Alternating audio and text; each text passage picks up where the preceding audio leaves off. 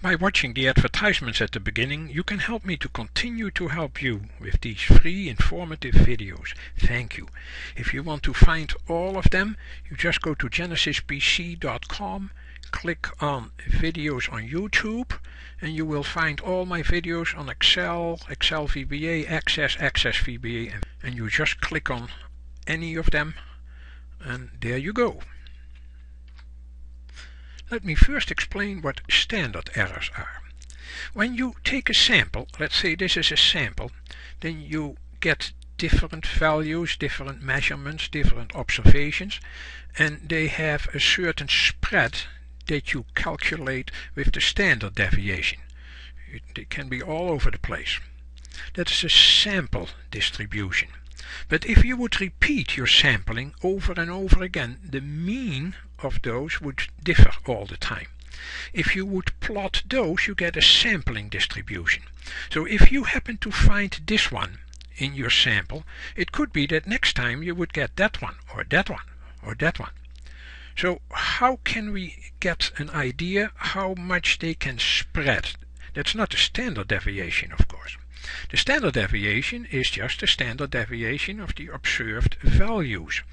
But the standard error is the standard deviation of all the samples if you could do hundreds or thousands of samples. That is called the standard error, and some call it relative standard deviation. I will call it the standard error. So that standard error is different from the standard deviation. Here it's 3.5, but the standard deviation is 0.3, much smaller. So how do we calculate that one? We use a statistical technique equation, and that is the standard error is the standard deviation divided by the square root of the number of cases. So the more cases you have, the smaller the standard error, the more reliable your sample is.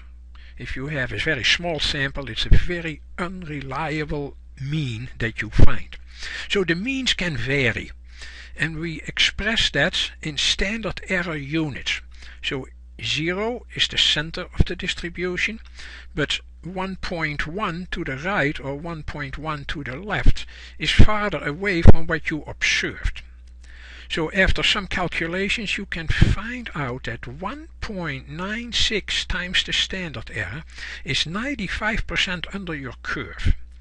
So that means if you want a 95% confidence level, then you have to accept that results may vary, and that if someone would repeat your sampling with another sample, they could have different results. The chances that they are here or there are very low. So we take a 95% confidence level. You express that in standard error units. So how do you calculate all of that? Say we had found, say before a certain treatment and after a certain treatment, the following results. You calculate the mean. If you want to do that a little quickly, let me show you a trick. Alt M for menu, U A, and it gives you automatically the formula. Okay. Standard deviation is not so easy to do it that way. So you probably have to use a function, and that function is called standard deviation S. S stands for a sample, so not a population, and it calculated that there is a spread of values of 14.7. Then you do a count function. How many cases do you have? Remember, for you have to divide by the count. So the standard error is the standard deviation divided by the count, but the square root of the count. Okay, and that's the result you got. Then we calculate the margin of error, or the confidence level. Let's say you want a 95% confidence level. That means 2.5% to the left and 2.5% to the right. And then you have 95% left. So we calculate that with the function norm S inverse. In older versions of Excel you don't have those dots in between. Okay. And so what is the margin of error? The margin of error is now E23 the 1.96 times the standard error. Okay, that's all a lot of calculations. So if you do this often, and if you do statistical work you need to do this often, you would like to automate this. So we are going to create a function that does it in one step on the machine, or one step for you, but in the background it does all the steps it needs to do. We do that in Visual Basic.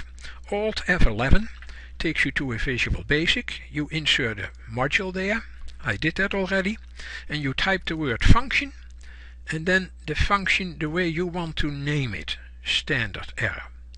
In between parentheses you put your arguments. I have one argument here. I say I use the variable values, and that is of the range type, that is a bunch of cells. And what does the function return? A double. Double is the best precision you can get in Excel. Declare two variables, one of the double type, one of the integer type, that's the number of cases.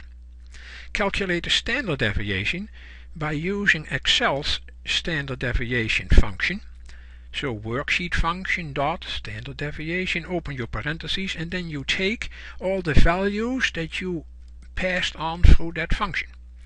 The number of cases is similar. You use the count function of the worksheet function based on the values again, and then finally you return as a standard error the standard deviation divided by the square root of the number of cases. Be aware, in VBA square root is not SQRT like in Excel, but SQR. That function will do the job in one step. Let's say we didn't do that yet, so I'm going to type in there equals standard error, and there it is. Notice that it's not capitalized like all the fully capitalized like all the others. On purpose I did that so you know it's your own function and not Microsoft's. And then you open your parentheses, or it did that automatically when you double clicked, and you highlight your range. That's all you have to do. Close your parentheses and do your enter. And it tells you that your standard error is 4. So one standard error unit is 4 plus minus or around the standard deviation. I'm going to do it a little fancier here. Not only am I going to calculate the mean immediately, but also plus minus the margin of error, in this case 7.2 as we found out here. But can we do that in one step? Sure you can. Go again to Visual Basic, function again. I happen to call it error margin. This time I have 1, 2, 3 arguments. The first one is the same as before, it's of the range type.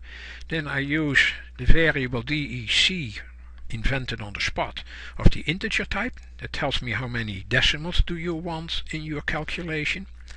And then we use the variable confidence as a double, but I make it optional, so you don't have to specify it. If you don't specify it, I assume you want the standard one, which is 1.96. That's the most common one in science. This time we return not a double but a string, because I want to add a plus minus sign, so there are text issues. Declare a series of variables. I think it all speaks for itself. Calculate the mean with the average function of Excel. The standard deviation with the standard deviation for a sample of Excel. The number of cases with the count function, and then the standard error, like we did before, is the standard deviation of this variable times the square root of the number of cases. And then we are going to display the error margin by formatting that number of the mean to 1, 2, 3, 4 decimals, space, ampersand space, and then a literal plus minus symbol, space, ampersand space, format a number, and then we use confidence. If you hadn't specified that in your arguments, it will be 1.96 times the standard error, and again through DEC you had determined how many decimals you want depending on the precision of your observations. Let's use that one. I'm going to delete what I have in there. Equals error margin, double click on it, If you want to know what the arguments are, you can always use Ctrl-Shift-A. And it will say I have 3 arguments. It doesn't tell you that the last one is optional. So you have already highlighted values, so you can select that. Double click on decimals. Because my observations have a 1 decimal precision, I'm going to make that a 1 decimal. And confidence, I'm going to skip it, so I delete it, and I delete the last comma, of course. And it tells me that the standard error is 207.2, that's the same as that mean, but you don't have to calculate it on your own, plus minus 7.2. That means if someone repeats that experiment, the next time it could be 214 something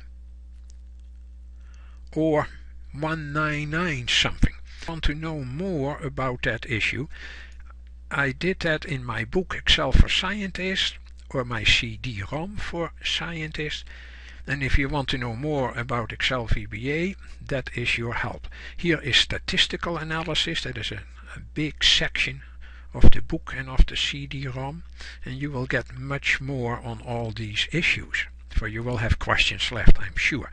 You probably think that the CD-ROMs are highly priced. That is because they have more than 1500 slides with interactive features, and you have to realize that you can, once you buy that, you can copy it and share it with your employees, co-workers, your boss, your company, whatever you want to do. You can find them at genesispc.com.